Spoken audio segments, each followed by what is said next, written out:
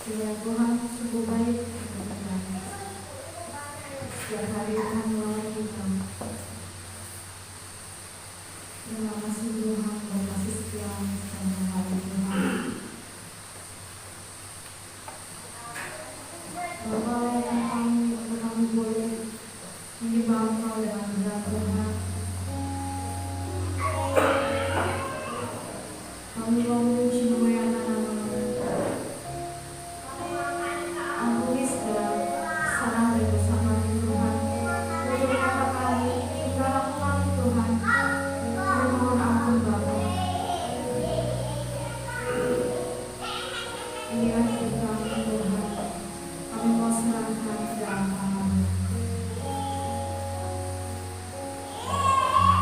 Hanya dengan dalam nama Tuhan hati kami merasa tenang. Hati kami merasa dipulihkan Tuhan.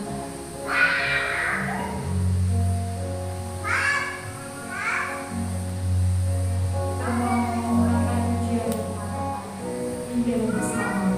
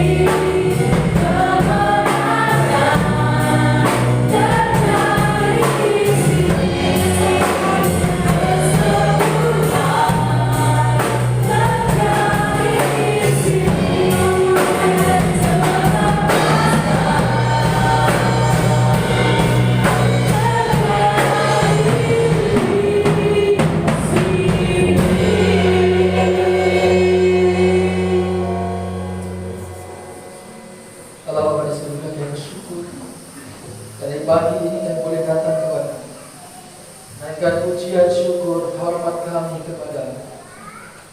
Karena hanya Engkaulah Allah yang layak menerima pujian pengagungan.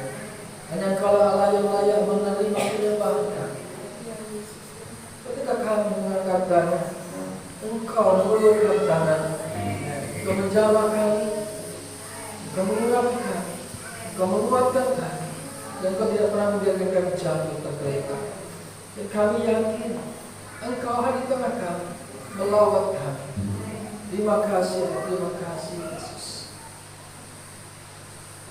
Kami datang kepada Allah, pencipta langit dan bumi ini. Tidak hanya damai sejahtera Allah turun atas kita, tapi sekali ibadah kami hari ini dalam nama Bapa, Putra dan Roh Kudus. Bersama-sama katakan amin. Silakan. Saya ucapkan sekali lagi shalom. Saya percaya bahwa di tempat ini ada sukacita yang luar biasa di dalam Tuhan. Kita mau bangkit berdiri untuk memuji memuliakan nama Tuhan. Karena kita harus bersyukur karena Tuhan sungguh baik bagi kita. Tuhan sungguh mencintai kita. Apapun keadaan kita, Tuhan berkuasa atas kita.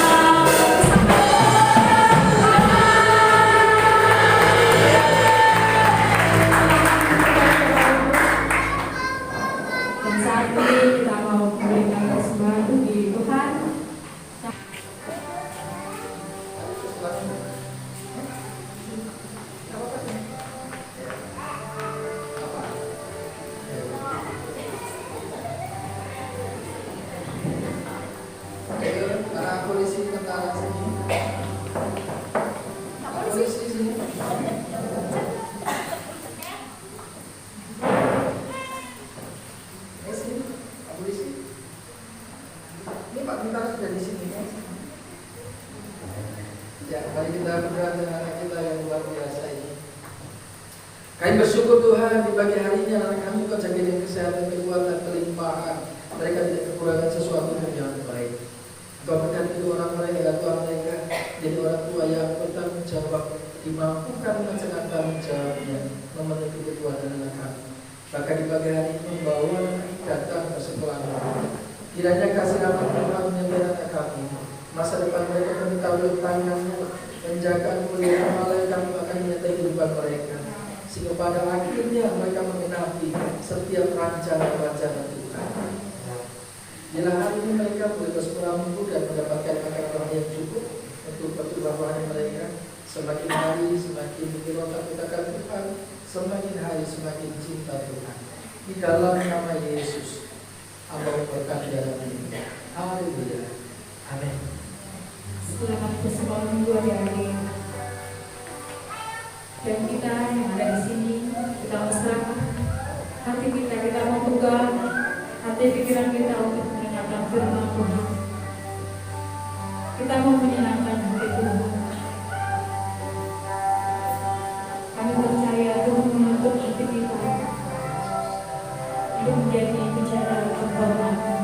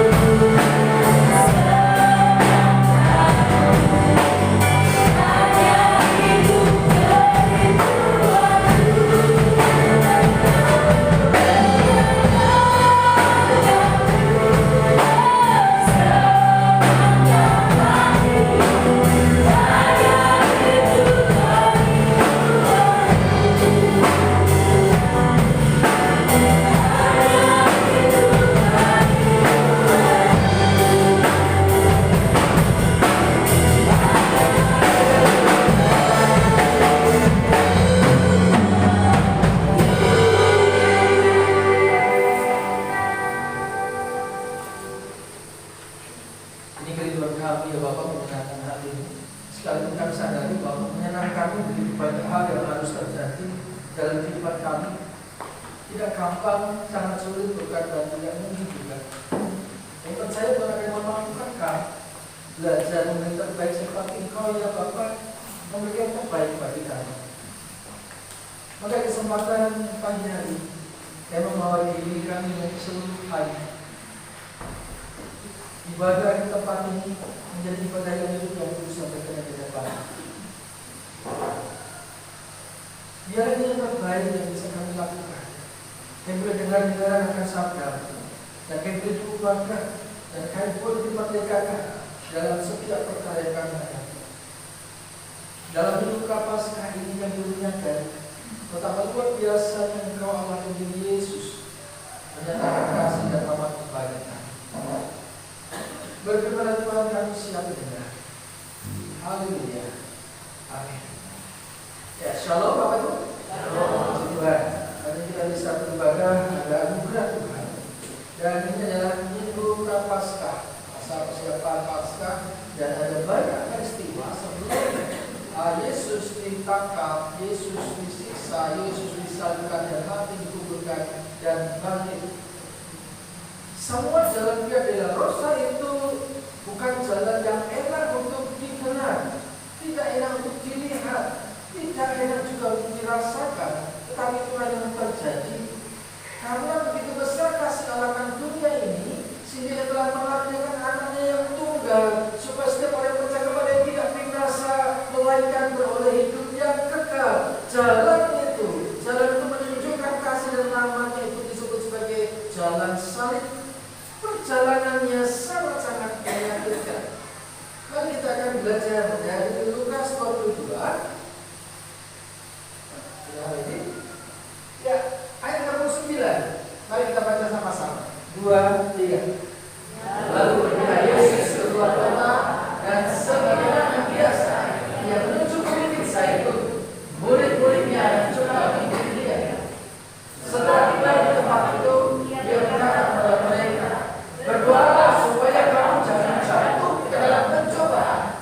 Kemudian Dia menjauhkan diri dari mereka, kira-kira seperti batu jarinya. Lalu Dia berlutut dan berdoa katanya, ya Bapakku, jikalau Engkau mau, ambillah cawan ini daripadaku. Tetapi bukanlah kehendakku, melainkan kehendak Allah yang terjadi. Maka seorang malaikat dari langit menampakkan diri kepadanya untuk memberi kekuatan kepadanya. Dia sangat ketakutan dan mati bersungguh-sungguh berdoa. Teluhnya menjadi seperti titik-titik darah yang bertetesan ke tanah. Lalu Dia bangkit dari doanya dan kembali kepada murid-muridnya, tetapi Dia mendapat mereka sedang tidur karena duka cita. Katanya kepada mereka, mengapa kamu tidur? Bangunlah dan berdoalah supaya kamu jangan jatuh ke dalam pencobaan. Saya terinspirasi ya dengan sebuah lagu seorang hamba Tuhan dari Jogja, namanya Pastor Heru, lagu tentang Getsemani itu. Ya, coba disetelkan, kita akan mendengarkan.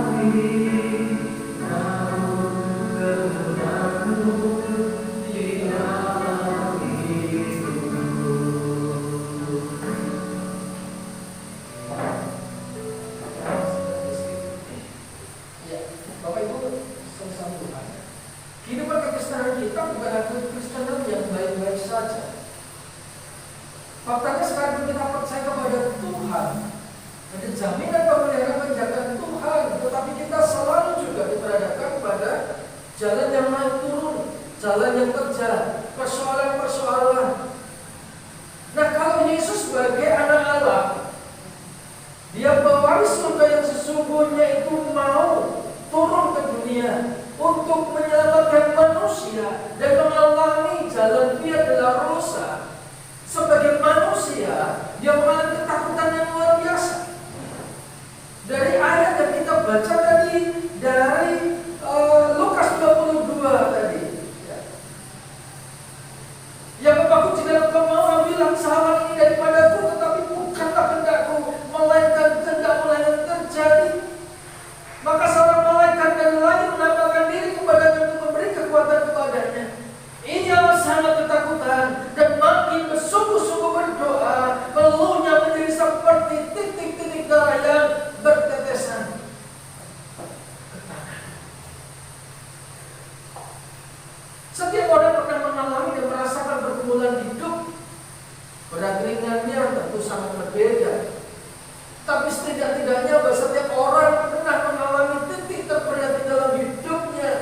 Entah itu masalah hubungan suami istri yang mungkin akan tercerai-berai, entahkah hubungan orang tua dan anak yang mungkin akan tercerai-berai, mungkin pekerjaan yang mungkin akan bangkrut, mungkin persoalan-persoalan yang tidak mampu dikerjakan, yang kita sedang hopeless tanpa pengharapan. Sakit yang tidak kunjung sembuh, hutang yang tidak kunjung lunas. Itu adalah masa-masa yang berat dan kelam dalam kehidupan kita. Pergumulan yang berupa persoalan beban hidup, tantangan, kesukaran, itu akan terus mengalir dalam kehidupan kita.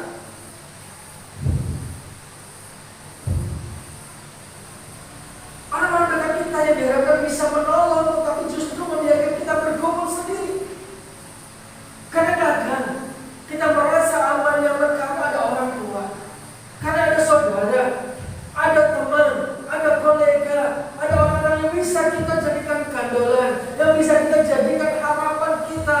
Tetapi ketika kita sungguh-sungguh membutuhkan mereka, mereka seperti membuang muka. Mereka tidak memperhatikan, pura-pura tidak tahu. Kita kecewa dengan semua keadaan ini.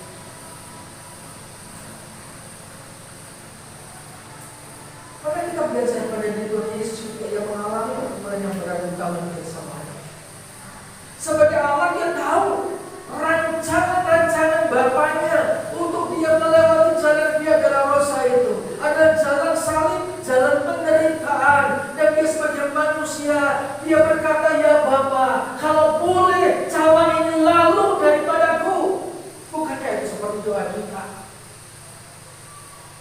Bapak, kenapa suamiku seperti ini? Kenapa keuanganku seperti ini? Kalau boleh Tuhan, jadikan kami ini keluarga yang sakinah glori. Jadikan keuanganku keuangan yang merdeka. Jadikan kesehatanku penuh. Tetapi kenapa Tuhan izinkan penderitaan, persoalan melanda hidupku?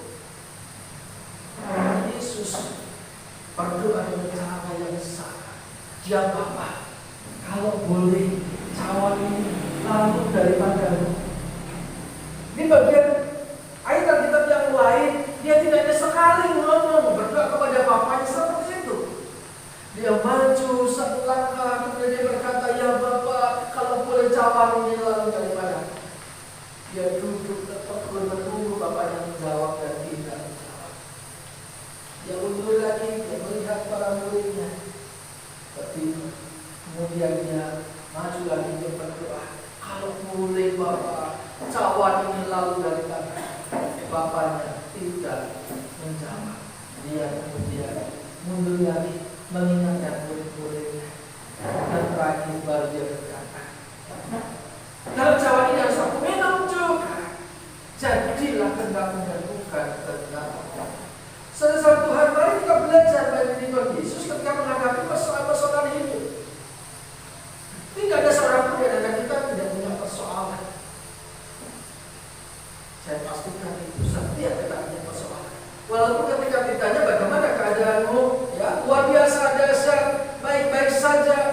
Ya, karena kita di sini sedang membangun satu dengan yang lain. Tetapi ketika Bapak Ibu sudah pulang ke rumah masing-masing kepada kebiasaan sehari-hari, maka akan menantap, akan merasakan kembali keadaan yang real dalam hidup kita.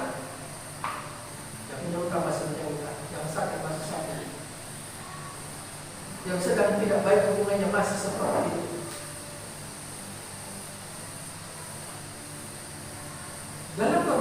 kondisi yang sulit seperti itu. Mari kita belajar kepada Yesus.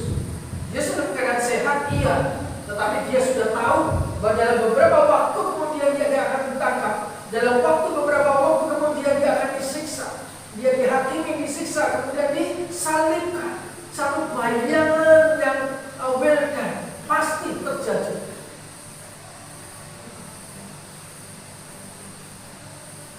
Pelajaran apa yang dapat kita dapat dari hal ini? Di ayat 40 dikatakan, setelah tiba di tempat itu, dia berkata kepada mereka, para murid itu, ya, berdoalah supaya kamu jangan jatuh ke dalam pencobaan. Setiap persoalan tantangan yang diizinkan terjadi di kita, bukan untuk membuat kita jatuh, bukan untuk membuat kita lemah, bukan untuk membuat kita terkapar, tetapi membuat kita selalu waspada. Pertama, yang kedua, kita selalu bergantung kepada Tuhan. Berdoalah, karena doa adalah cara yang sangat baik untuk mendapatkan solusi. Kalau Bapak Ibu punya masalah, cerita kepada orang lain itu bagus juga, melegakan emosi kita. Tetapi apakah cerita kepada orang selalu mendapatkan solusi? Ya, kalau ceritanya cerita tentang pekerjaan, untuk orang yang sangat dan support kita, dia akan memberikan gambaran-gambaran yang lebih baik untuk mengambil keputusan. Tapi bagaimana dengan orang-orang yang kita tidak ngerti, di depan bagus, di belakang kusut? Mereka akan menjadi kulaan orang untuk bisa menjelekkan, menjatuhkan kita. Loh, dia tuh, ya, orang seperti ini, seperti ini. Nah, saudara Tuhan, bagaimana ketika kita berbicara kepada Bapak kita? Maka ketika kita bertanya kepada Bapak kita mendengar. Janjinya adalah sampai sekarang kamu belum meminta sesuatu pun dalam namaku. Mintalah maka aku akan memberikan kepadamu supaya penuhlah sukacitamu. Itu adalah jaminan jawaban doa daripada Tuhan. Doa adalah nafas hidup orang percaya, orang beriman. Dan kalau kita mengatakan saya orang Kristen, orang beriman, maka biasakan untuk berdoa. Karena disitulah relasi kita dengan Allah Bapa itu terbangun. Tetapi saya sudah ke gereja, saya sudah ikut persekutuan dan sebagainya. Iya, itu penting. Tetapi personal relationship adalah ketika kita selalu connect dengan surga, connect dengan Bapa dalam segala situasi dan keadaan. Jangan hanya ketika putus saja, jangan hanya ketika bersuka cita saja, tetapi dalam segala keadaan. Tapi lebih dalam kekhawatiran. Jangan ketika kamu khawatir tentang apapun juga, tetapi nyatakanlah dalam doa dan ucapan syukur. Maka Bapa yang di surga akan berikan damai sejahtera kepada kamu. Saudara Tuhan, doa adalah bentuk penyerahan diri kita kepada Tuhan. Berbagi orang yang miskin di hadapan Tuhan. Apapun yang kita miliki sebagai modal untuk mengerjakan sesuatu, jangan jadikan ini kesombongan. Karena aku pintar, karena aku punya uang, karena aku punya segala sesuatu, kemudian melupakan Tuhan, maka pada titik itu kita akan dijatuhkan dan hancur.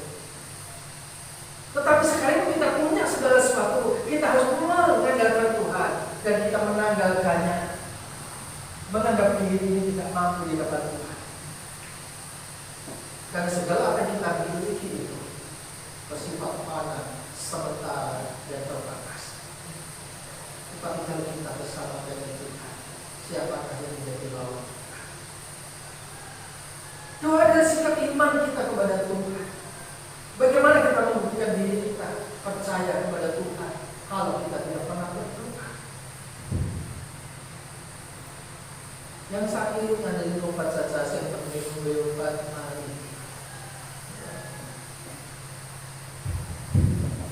Enggak demikian, Bapak.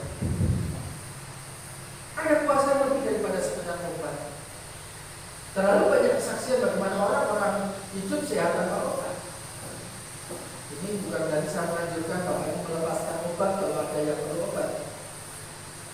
Tapi utamakanlah Tuhan dalam setiap keputusan hidup kita. Membawa diri terkoneksi dengan surga. sebagai anak Allah, dia sudah sebagai Allah, bukan? Tapi ketika dia menjalankan misi ilahi, dia sedang menempatkan dirinya sebagai manusia 100%. Dia sadari keterbatasannya. Aku tidak mampu, aku sangat takut dengan kenyataan yang akan dihadapi sebagai seorang yang ditangkap, diadili tanpa bersalah, kemudian disiksa, kemudian harus disalibkan mati di kayu salib. Kengerian yang luar biasa. Tetapi dia terkoneksi dengan Bapaknya. Ya Bapak, kalau boleh cawan menjauh dari Bapak.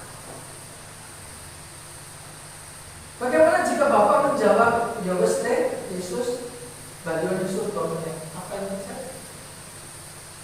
Maka segala rancangan Tuhan itu menjadi gagal. Karena justru melalui apa yang dialami oleh Yesus ini, bukan buah kematian yang muncul, tetapi kehidupan. Yesus sebagai sulung yang pertama bangkit, kemudian yang lainnya akan menyusul.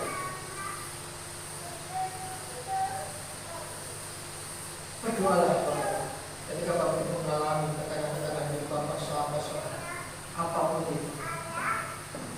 Allah sanggup menyediakan apa yang kita perlukan tepat pada waktunya. Allah sanggup mengcover kehidupan kita. Dia tidak pernah meninggalkan kita. Dia adalah Allah Immanuel yang ada di masa lalu kita, di masa sekarang dan juga masa akan datang. Dia yang hadir, tidak hanya sekedar hadir, tetapi kehadirannya mengimpakasi kita, memberikan kekuatan, pemeliharaan, penjagaan bagi kita.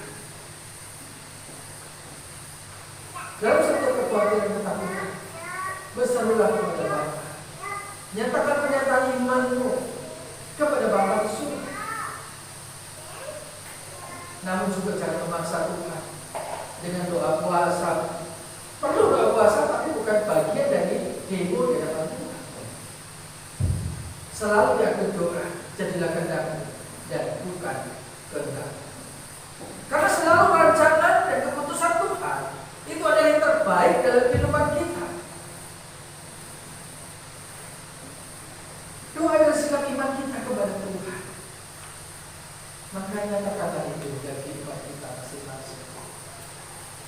Jangan menunggu doanya ketika disuruh atau hanya doa makan 3 kali sehari. Kita juga segala aspek kehidupan Bapak Ibu. Bagi yang punya anak kecil, ya, ini masa-masa musim pancaroba. Anak-anak muda menjadi sakit, demam dan sebagainya. Doakan ketika tidur, bertanya doa kepada Yesus. Anakku dijaga, anakku sehat, anakku kuat. Karena iman itu akan menyelamatkan anak-anak. Bagi setiap kita pun juga berlaku demikian. Pernyataan iman dari yang bersumber dari iman. Doa orang benar jika lagi didoakan besar kuasanya. Dalam berbagai perkara kami satu kali juga mengalami hal ini. Ketika relasi, ketika orang yang kami harapkan tidak bisa menolong, Tuhan bisa menolong. Tuhan bisa menyediakan. Ketika burung gereja tidak ikut di rumah kami, maka burung gagak yang mengirimkan. Ketika temanmu tidak bisa menolong, Tuhan bisa menolong dengan musuh-musuh. Amin. Ya. Mungkin orang yang kamu anggap menyebalkan dan sebagainya, Tuhan bisa pakai mereka itu untuk memberkati. Ingat, Israel sebagai bangsa jajahan ya di Goshen, ketika mau pergi ke Mesir, punya harta nggak dia? Nggak punya. Tapi ketika berangkat pergi, mereka menjadi kaya gadaan. Kenapa? Orang-orang Mesir itu memberikan hartanya kepada orang Israel. Nih, bawa hartanya, kemudian pergilah dari tempat ini. Walaupun kemudian mereka mengejar kembali.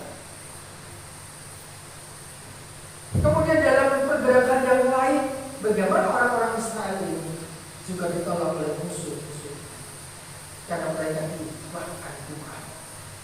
Maka apa yang disebut kutuk oleh manusia bisa menjadi berkat kalau itu ada di tangan Tuhan.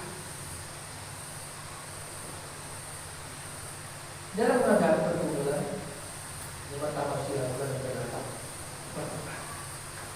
Yang kedua, kita belajar dari Yesus. Tetaplah bertahan walau harus sendiri. Ya. Yesus dengan murid-muridnya datang ke tempat itu, tetapi para muridnya justru tidur. Para muridnya justru menikmati kenyamanan, walaupun dikatakan mereka tertidur karena duka cita. Ya. Saudara Tuhan, kadang-kadang pergumulan kita lonely.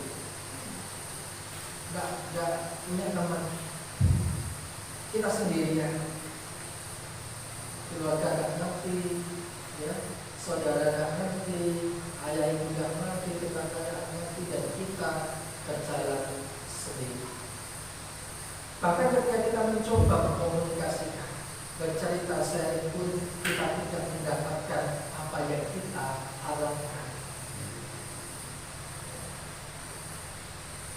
Kita cerita, "Bah, aku butuh duit." Yes, sampai di titik itu aja, belum tentu saudara kita itu menjawabnya, "Yes, butuh ya, pakai ini." Enggak. Malah aku baru mobil ya, malah ngono ya. Kita harus ngetek. Betapa sakitnya kita. Banyak teman di meja makan, tapi di pintu penjara teman itu tiada. Kalau kita sedang bersuka cita, kita punya uang, kita punya hal-hal yang bisa dibagikan, banyak orang mendekat kepada kita. Ada gula, ada semut. Kalau gulanya habis, semutnya juga hilang. Bukankah itu fakta yang terjadi di kita ketika kita sedang baik-baik saja, ketika kita sering masak dan berbagi, ya, ketika kita sedang tidak membutuhkan mereka, tetapi kita bisa membagi mereka. Mereka datang kepada kita, tidak usah disuruh. Tetapi ketika kita menghadapi masalah, konflik dan sebagainya, berapa banyak orang yang dekat kepada kita? Tanya pada diri sendiri. Adakah saudara yang menunjukkan hidup ketika hidup sedang payah? Adakah kita gak peduli? Walaupun tidak semuanya seperti itu ya.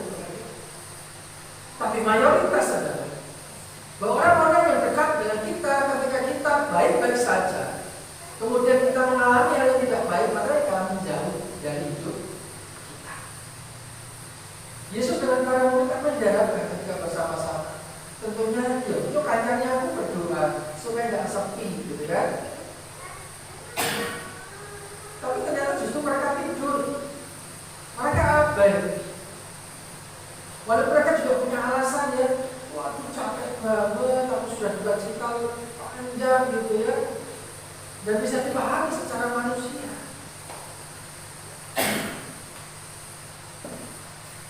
Tetaplah bertahan walau harus sendiri. Berharap pada manusia itu mengecewakan.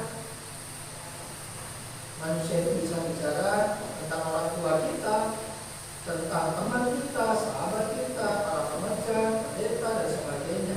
Setiap manusia di sekeliling kita mungkin mengecewakan. Mengecewakannya bukan ini tidak selalu disengaja. Mereka mau, tetapi mereka tidak mampu, tidak punya waktu. Ya. Mereka mau, tetapi keadaan tidak memungkinkan. Atau mereka mampu, tetapi mereka tidak mau. Nah, ada banyak nanti variabelnya. Mengapa teman-teman saudara dan sebagainya itu tidak bisa menolong kita? Dan itu manusiawi. Waduh, aku gak bisa nolong, aku benar-benar habis karena kemarin buat mobil misalnya. Ya apalagi? Ya, dia mau, tetapi tidak mampu karena waktunya tidak tepat. Seandainya itu uangnya sebelum beli mobil, tidak tahu apakah akan dikasih atau tidak. Kalau orangnya memang baik hati, dia pasti akan menolong. Jadi ada banyak variabelnya, tetapi yang pasti bahwa ketika kita butuh selalu akan bisa memenuhi, mencukupi apa yang kita perlukan. Allah memberikan kekuatan yang cukup untuk bertahan. Di ayat 43, maka seorang malaikat dari langit menampakkan diri kepadanya untuk memberikan kekuatan kepadanya. Saudara, ketika kita berdoa kepada Allah, kita terkoneksi dengan surga. Maka dikatakan di situ damai sejahtera Allah akan melingkupimu. Ya. Tadi jangan hanya kamu khawatir dan seterusnya, maka damai sejahtera Allah akan ada padamu. Ketika damai sejahtera Allah ada pada kita, kita akan punya kekuatan yang baru, semangat yang baru, iman yang baru. Bapak nolak, ditolong dan ditolong oleh siapapun, yang penting aku percaya Tuhan akan menolong. Ketekunan itu diuji karena kesulitan itu Bapak. Bagaimana iman percaya kita itu diuji, kuat atau tidak? Ya. Kalau daya dukungnya kuat, kita menjadi kuat itu lumrah. Ya. Satu tiang kemudian disangka banyak tiang yang lain, itu kuat, itu lumrah. Tapi kalau kuat sendirian tanpa penyokong, itu baru kekuatan. Demikian di dalam milik Tuhan Yesus. Tapi di antara kita satu RT, satu desa, hanya satu orang. Pastikan kita tetap menjadi orang percaya yang solid di dalam Tuhan. Ada banyak orang yang kemudian meleburkan dirinya menjadi seperti yang lain. Tetapi kalau kita ada sendiri yang bisa tempat lokasi, kita diizinkan menjadi lilin di tengah kegelapan. Maka ketahui musik itu menjadi garam itu tidak perlu banyak kan? Sitik wae cukup. Dan garam tidak harus nampak, yang penting ada rasanya. Bagaimana kita di dalam kekristenan kita bisa membawa dampak kepada orang-orang seperti kita? Yesus di Taman Getsemani dia berdoa, berjuang sendirian.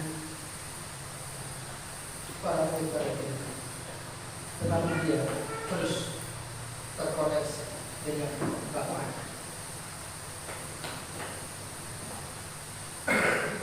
Mari Bapak, apapun kesulitan Bapak, sekalipun kau merasa seorang diri Bapak, percayalah Allah Immanuel itu besertamu. Dia tidak meninggalkanmu, dia selalu hadir. Hanya buka potensinya lebih tinggi. Ya. Kalau kita kenal potensi itu untuk bantai radio tadi ya, itu namanya potensi. Kalau ada balance, berarti kalau ke kiri itu yang kiri kencang, yang kanan kencang, itu balance. Nah, kalau ada dua roh dalam diri kita, maka balance kita kemana? Kepada roh dunia ini, roh setan, atau kita kepada roh kudus. Semakin potensial kita ke kanan, ke arah roh kudus, maka kuasa roh kudus yang kita rasakan. Tetapi semakin kita mengenal kekhawatiran, ketakutan, kita mulai potensial ke kiri, mendengarkan suara hati kita, mendengarkan suara-suara yang lain, maka kegelapan, ketakutan yang akan hadir dalam diri kita. Keputusan ada di tangan kita, Pak. Selagi kita seorang diri, siapa yang kita mau dengar? Apakah keinginan kedagingan kita,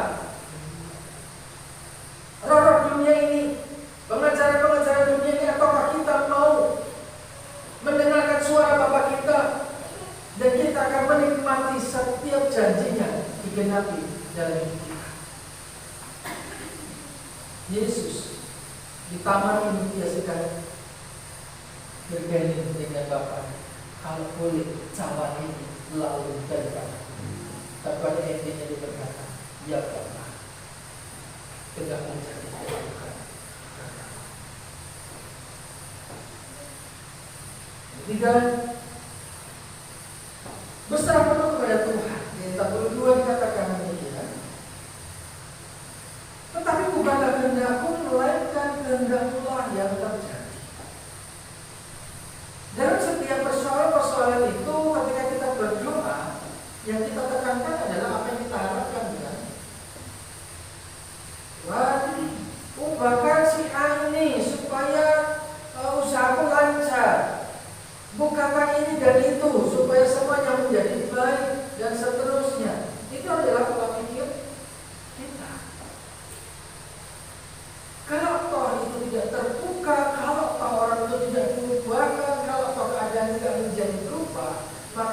saya harus berubah.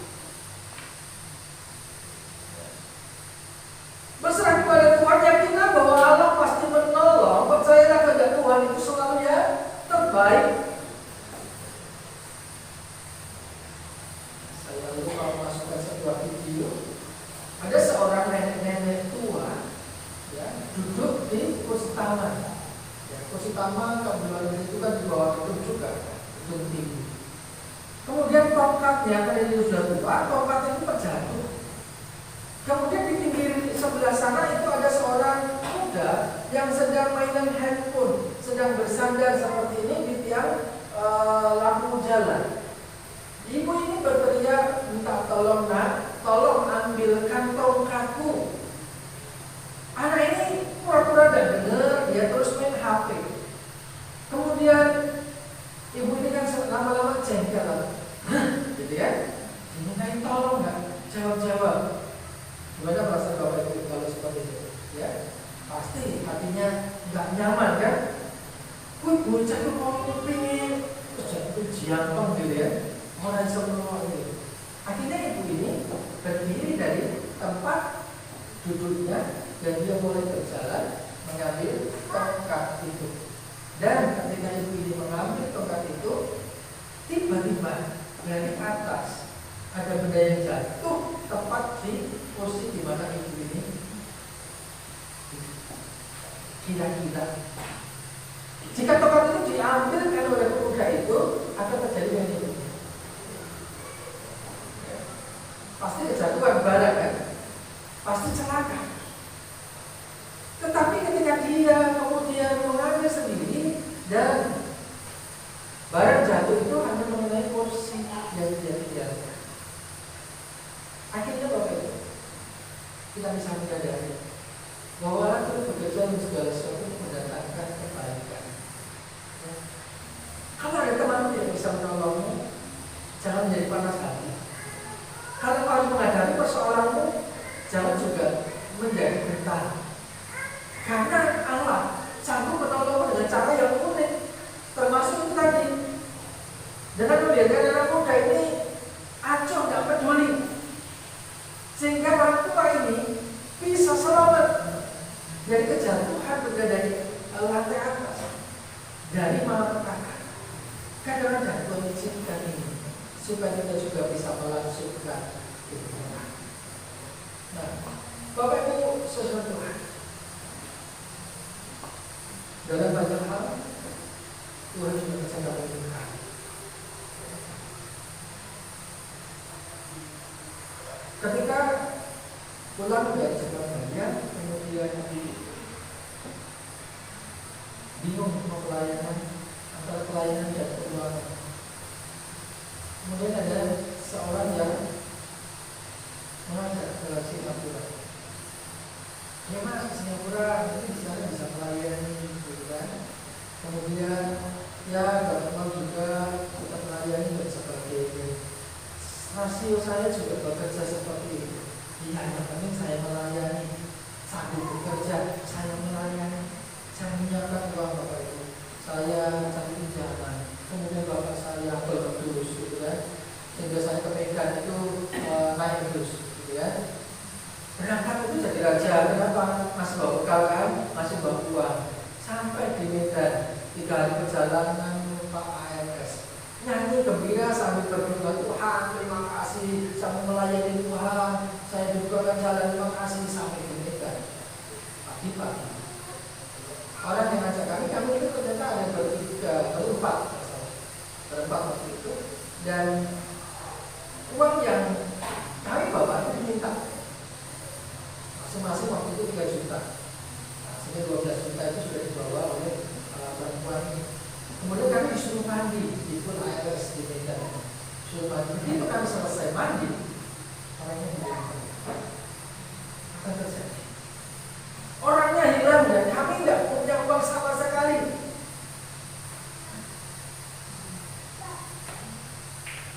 Saya terlihat Tuhan, aku tuh dari awal motivasiku untuk melayani, motivasiku untuk melayani Tuhan dan juga tanggung jawab untuk keluarga. Aku bekerja juga untuk keluarga. Kenapa yang terjadi? Hanya pada akhirnya berdoa, Tuhan, nggak tahu ya caranya saya pengen pulang hari ini. Tidak bisa. Kemudian nggak tahu bagaimana Tuhan kirimkan seseorang yang pada akhirnya menawari kami tidur di rumahnya 3 hari. Dan itu hari Kamis. Kalau kami masih hari Kamis akhirnya kami bisa pulang mendapatkan bis yang sama yang kami berangkat, itu akan kembali ke Jakarta, tapi dengan proses yang berbeda. Kalau kami tidak dapatkan pertolongan itu, hari itu pasti saya ke gereja di mana ternyata itu bom pertama di dunia. Kalau saya ke gereja, otomatis saya jadi tamu tidak duduk di depan kan, duduknya di belakang. Padahal bomnya itu di pagi. Begitu pulang jadi kiri ya, nggak dapat kursi loh. Kursinya pakai kursi nyayang itu di tengah, kalau diri jalan. Terus menyajikan 3 hari 3 malam di dalam bis itu ketika pulang. Kemudian tidak berani pulang, saya mencari jalan keluar utang gitu ya. Dan banyak hal lagi. 3 hari kemudian saya masih nginep di Bayar. Saya belum berani ngomong pada orang tua kondisinya seperti apa. Ketika saya pulang, akhirnya saya punya satu alasan yang kuat. Tuhan sedang memproses saya. Saya bilang kepada Bapak, Pak, tidak usah takut, keluarga hanya bersyukur saja. Kenapa? Kalau Tuhan tidak izinkan saya pulang hari ini, nama saya yang tidak. Kenapa? Karena itu saya bekerja pasti di bawah. Saya mati di sana. Tapi kalau saya bisa hidup, tidak ada Tuhan. Karena dia, Bapak tidak usah khawatir, tak sampai dia. Betul sesok tak ijoli. Saudara Tuhan, walaupun saya seorang hamba Tuhan, amatiran, saya juga sedang berapi-api yang melayani Tuhan, juga mengalami persoalan yang berat seperti itu. Di saat tidak ada pekerjaan, tidak ada penghasilan, pelayanan tidak menghasilkan apapun, tapi harus menanggung beban ekonomi keluarga, ekonomi diri dengan utang tadi. Sangat berat. Tetapi saya percaya bahwa Tuhan tidak memproses sehingga semuanya berjalan sampai hari. Tapi apakah itu selesai? Tidak. Sampai hari ini proses Tuhan masih berjalan dengan semua problematika sama seperti Bapak Ibu semua. Oleh karenanya mari kita tetap terkoneksi dengan Tuhan melalui doa. Tetap bertahan karena Tuhan tidak pernah meninggalkan kita, dan terus berserah penuh kepada rencana Tuhan. Kalau doa kita tidak terjawab, kalau doa kita tidak dikabulkan seperti yang kita mau, percayalah Tuhan sedang menyiapkan yang terbaik bagi kita.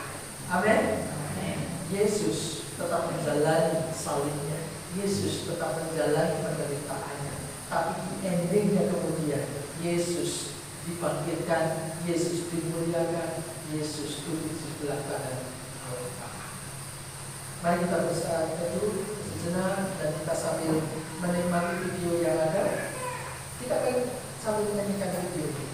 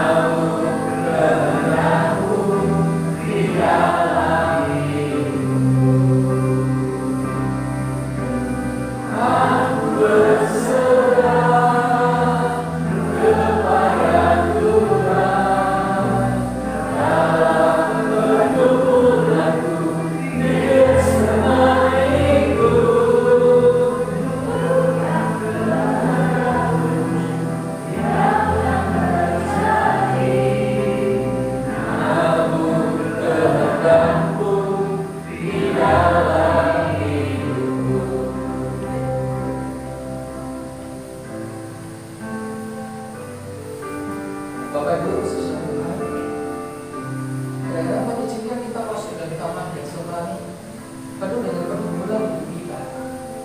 Maka ini harus kita lakukan seperti yang Yesus lakukan. Dalam masa pergumulan, dalam masa kesulitan, ketika hantaman-hantaman terjadi, berseru berdoalah kepada Allah. Karena Dialah sumber kekuatan kita. Andalkan Dia dan Dia akan bertindak. Kadang-kadang kita tidak perlu melakukan apapun, karena Tuhan yang sudah melakukannya bagi kita. Jadi saudara-saudara Tuhan, terkoneksilah dengan surga. Berdoalah senantiasa dalam segala keadaanmu, dalam segala penderitaanmu, dalam segala pergumulanmu. Izinkan Tuhan intervensi, izinkan Tuhan memanifestasikan kuasa ilahinya. Jangan merasa sendiri, merasa letih, lemah, menyerah, karena tidak ada orang-orang yang bisa mensupportmu. Karena Allah Immanuel besertamu, Dia tidak pernah meninggalkanmu, Dia sedia menolongmu, menjadikan engkau akan lebih daripada pemenang.